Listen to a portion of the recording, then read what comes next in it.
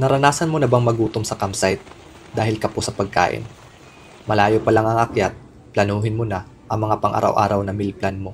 Simula sa agahan, tanghalian at hapunan sa loob ng ilang araw. Plus, 2 meal plan for emergency purpose. Dito sa Pinas, bihira lang ang gumagamit ng hydrated food. Karamihan ay mga solo hiker o mountaineer. May mga brand kasing mahal, gaya ng Mountain House, Peak Refuel, Backpacker Pantry, Good to Go, at iba pa.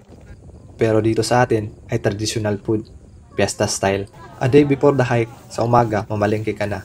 Sa gabi, i-pre-cook mo na ang mga pagkain dadalhin mo at ilagay sa all-tight container, ziplock, vacuum sealer o alin dito ang available sa iyo. Highly recommended ko ang vacuum sealer para iwas tagas at bilis ng pagkasira. Lagyan mo ng label ang bawat pack para alam mo kung alin ang pang day 1, day 2 at day 3. Sa pagluto naman ay unahin mo yung mabibilis masira gaya ng gulay. Huwag kalimutang magdala ng pampalasa o seasoning. At syempre, yung bigas. Dapat alam mo kung ilang kilo ang dadalhin mo. Butane din kung ilang piraso. At huwag mong kalimutang i-separate ang emergency food mo. Sa bundok, tubig ay ginto. Kaya mainam na magluto na hindi masyadong nangangailangan ng tubig.